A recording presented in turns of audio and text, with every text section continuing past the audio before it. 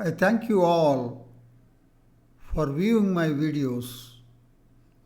Please like my videos and share them with your friends and colleagues. Please subscribe my channel if you have not already subscribed. Thank you. We now discuss the solution of a problem from the question paper CSIR National Eligibility Test held in the month of July 2024. The question is from the section Algebra broadly, otherwise it is from the ring theory. The question is related to units in a ring. This question is from the part C, which is a multiple select question. There can be more than one answer, and it carries 4.75 marks. The question ID is 704084. This question is suitable for the aspirants of JL, DL, TS set, AP set, IT JAM and GATE. Right. The given question is, let R and S be non-zero commutative rings with multiplicative identities 1R, 1S respectively. That means R and S are non-zero commutative rings, and 1R is the multiplicative identity of R, and 1S is the multiplicative identity of 1R is the multiplicative identity of R, and 1S is the multiplicative identity of the commutative ring S. Let F from R to S be a ring homomorphism with F of 1R is equal to 1S. That is, this homomorphism is mapping the identity of multiplicative identity of R to the multiplicative identity of S. Which of the following statements are true? We are given four options. Option 1. If f of a is a unit in S for every non-zero element A belongs to R, then S is a field. Option 2. If f of a is a unit in S for every non-zero element A belongs to R, then f of R, the image of R under F, is a field. Option 3. If R is a field, then f of A is a unit in S for every non-zero element A belongs to R. Option 3. If A is a unit in R, then f of A is a unit in S. We will now discuss the solution of the problem in detail. We are given R and S are non-zero commutative rings, and 1R and 1S are multiplicative identities of the commutative rings R and S respectively. We are given F is a ring homomorphism from R to S, mapping the multiplicative identity of R to multiplicative identity of S.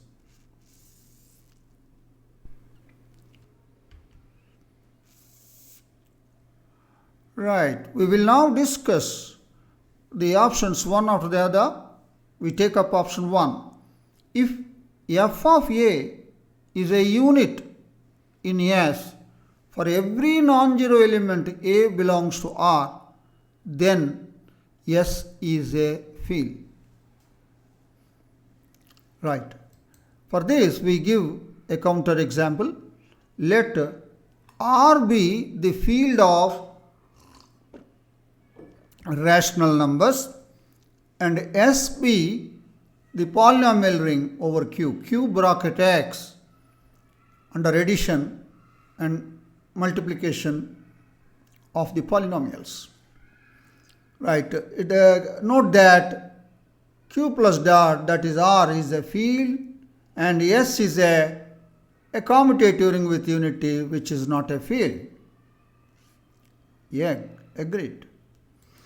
Define a map F from R to S by f of x is equal to x for all x belongs to R. So, for each x belongs to Q, f of x is equal to x in Q of x. Right. It is easy to see that this function, that this f is a ring homomorphism mapping the multiplicative identity of 1 of R onto 1, that is multiplicative identity of S. Agreed. Agreed. Now, for every non-zero element A in R, for every non-zero element A in Q, we have f of A is equal to A, which is not equal to 0 because A not equal to 0. F of A will be in S, but it is A only in S. But A is coming from where? From Q. So, A will be in S means A will be in Q of X, and preferably A belongs to Q. So, f of A is in Q only, and thereby f of A is a unit in S, because f of A is an element of Q here, because f of A is A. What is A? A belongs to Q.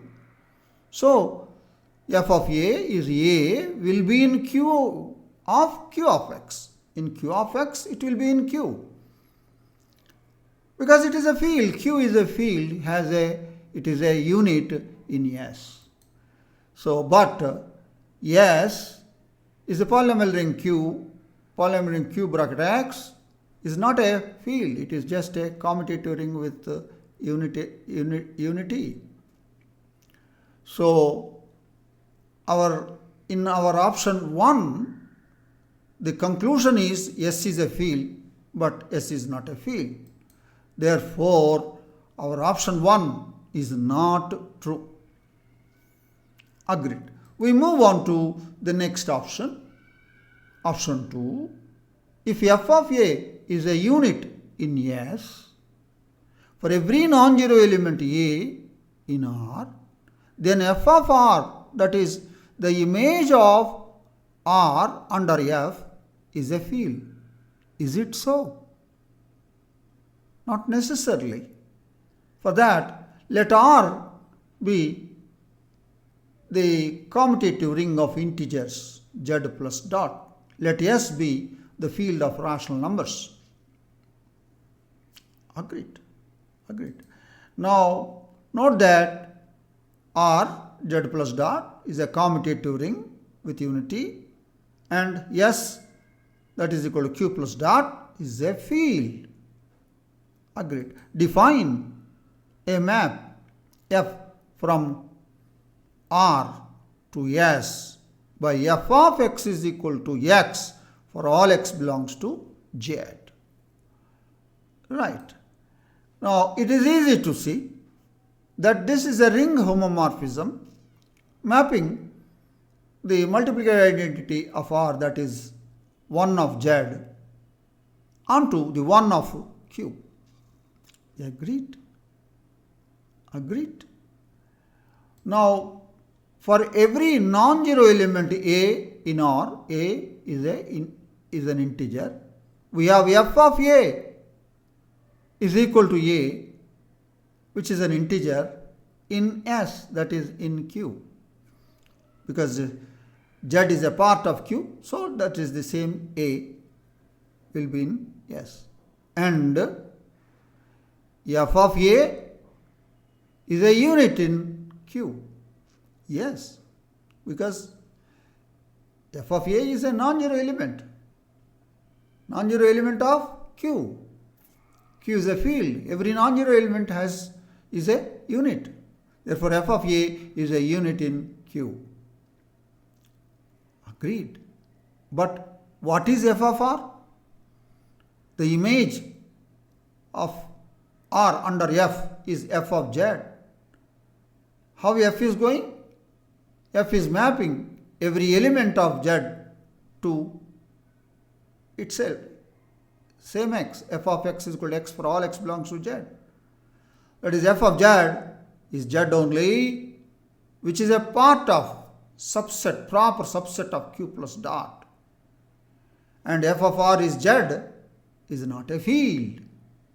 F of r is equal to z is not a field. Therefore, we are not getting that conclusion that f of r is a field. We are not getting that conclusion. It's not a field. So option 2 is not true. We move on to the next option, option 3. We go to option 4. Before moving to 3, we move on to option 4. If a is a unit in R, then f of a is a unit in S. Agreed? We prove this. A is a unit in R. What do you mean by unit? There exists a B belongs to R such that the product AB is equal to the multiplicative identity 1R. Now, f of AB, what is f? F is a ring homomorphism, is equal to f of 1R. F of AB is equal to f of A into f of B because f is a ring homomorphism, and f of 1R is equal to 1s. All this is there in the hypothesis. This means to say that f of A is a unit in S. So whenever A is a unit in R, f of A is a unit in S. Yes, thus option 4 is true. We move on to option 3. If R is a field, then f of A is a unit in S for every non-zero element A belongs to R. Right? R is a field, f of A is a unit in S for every non-zero element A belongs to R. Yes, this is true. How? Let A be an arbitrary non-zero element of the field R. Right. Then A is a unit in R. Why? Because every non-zero element A in a field is a unit. Agreed. Agreed. Then, therefore, f of A is a unit. What is f of A? F of A will sit in S. F of A is a unit in S. Why? A is a unit. Whenever A is a unit in R, then f of A is a unit in S by option 4. So we have A is a unit. F of A is a unit in S by option 4. Therefore, since A is an arbitrary element, f of A is a unit in S for every non-zero element A belongs to R. So, option 3 is true. Option 3 is true. This directly follows from option 4. Agreed. And summarizing all the options, the true options are option 3 and option 4. The answer to this question is option 3 and option 4. That is the detailed discussion of the solution of the problem from the ring theory which is related to the units in a ring. It is definitely a difficult question.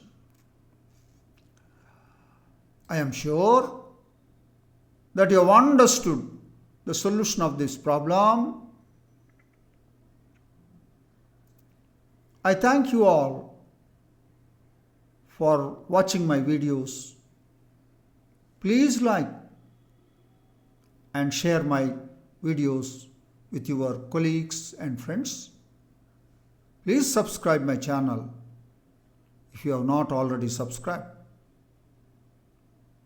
I wish you all the best. Thank you.